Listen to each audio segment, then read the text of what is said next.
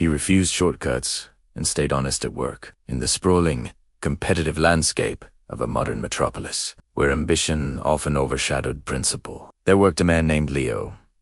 He was a software engineer at a rapidly growing tech firm, a place where deadlines were tight and the pressure to perform was immense. The company culture, while officially promoting collaboration, often devolved into a silent, fierce competition among colleagues.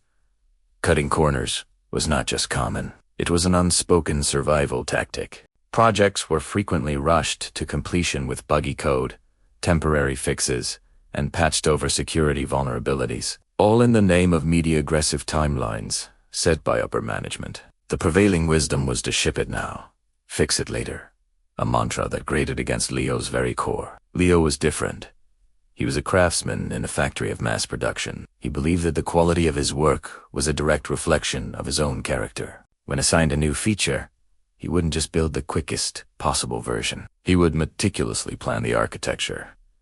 Write clean, efficient, and well-documented code, and test every conceivable edge case. His colleagues would often finish their tasks in half the time, earning superficial praise for their speed. They would watch him, sometimes with pity, sometimes with a hint of scorn, as he stayed late, poring over lines of code, refusing to deploy anything he wasn't proud of. "Leo, why do you make it so hard on yourself?" a coworker named Mark once asked, clapping him on the back as he packed up to leave. "The client won't know the difference, not until months from now. By then, it'll be someone else's problem." Leo looked up from his screen, his expression calm but firm. "But I'll know the difference, Mark. And when it does break, it will still be a product with my name on it. I'd rather build it right once than have to fix it 10 times later." Mark just shook his head and walked away, muttering about perfectionism. This scene repeated itself in various forms. Leo was often the last one to submit his part of a project, a fact that did not go unnoticed by his project manager, a harried man named David.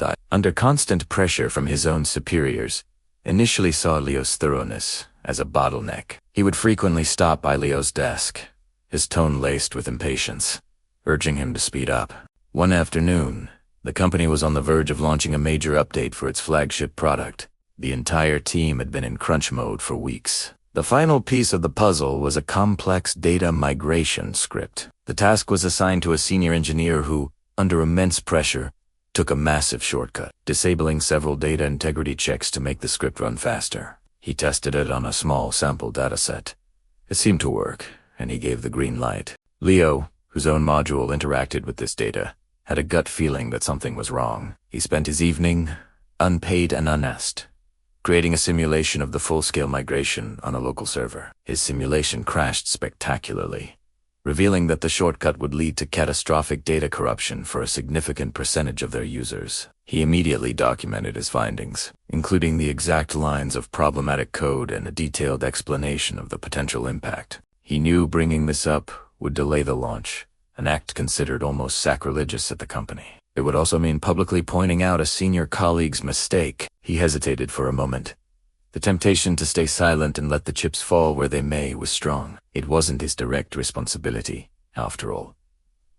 But his conscience wouldn't allow it. At 11 p.m., he sent an urgent email to David and the head of engineering, laying out the issue in clear, objective terms. The next morning, the office was in chaos. The launch was halted. The senior engineer was defensive, but Leo's evidence was irrefutable. While there was initial frustration and anger from management about the delay, it was soon replaced by a chilling realization of the disaster that had been averted. A data corruption event of that magnitude would have destroyed customer trust, led to massive financial losses, and could have been an extinctional-level event for the company. Leo had not clowned a bug. He had saved the company from itself. He didn't gloat or say, "I told you so." He simply rolled up his sleeves and helped the team architect a proper, safe solution. The launch was delayed by a week, but when it finally happened, it was flawless. His integrity earned him respect and promotion. The incident sent ripples through the entire engineering department. The quiet, meticulous engineer who was once seen as slow and overly cautious was now viewed in a new light. His colleagues, even Mark, started to approach him for advice. They saw that his slowness was actually foresight. His insistence on quality wasn't about perfectionism. It was about professionalism and risk mitigation. They began to understand that the time he invested up front saved tenfold the time and stress in the long run. The phrase "do it" the Leo way started to become a quiet compliment, a shorthand for building something robust and reliable. David, the project manager, became Leo's biggest advocate. He had seen firsthand the value of Leo's unwavering honesty. In a performance review meeting, David spoke not of Leo's speed, but of his impact. "Leo doesn't just complete tasks," David told the head of engineering. "He elevates them. His work is a standard we should all be striving for." More importantly, when he saw a problem, he had the courage to speak up, even when it was the hardest thing to do. "We don't just need more coders. We need more people with his character." Within 6 months, a new position was created. Principal engineer for code quality and standards. Leo was the only person considered for the role. His new job wasn't just to write code, but to instill his philosophy across the entire department. He was tasked with developing new best practices, mentoring junior engineers, and implementing review processes that prioritized quality and security over raw speed. The culture began to shift, slowly but surely. The "ship it now, fix it later" mantra started to fade, replaced by a collective sense of pride in the craftsmanship of their work. The number of critical bugs in production plummeted. Customer satisfaction scores began to climb. The company became known not just for its innovative features, but for its stability and reliability. Leo's promotion wasn't just a title change. It was a validation of his entire belief system. His increased salary and influence were tangible rewards, but the true prize was the respect he had earned.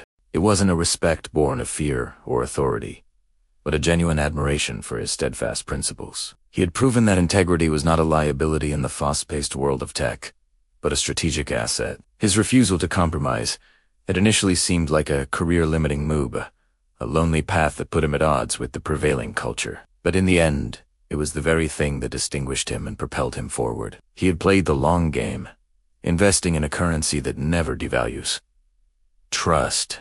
His story became a quiet legend within the company, a reminder that the easy path is rarely the best one. It showed that true success isn't measured in the tasks you complete quickly, but in the lasting value and reliability of what you build. He had demonstrated that holding oneself to a higher standard, even when no one is watching, is the ultimate form of professional responsibility. His journey was a testament to the fact that while shortcuts might offer a temporary advantage, they often lead to a dead end.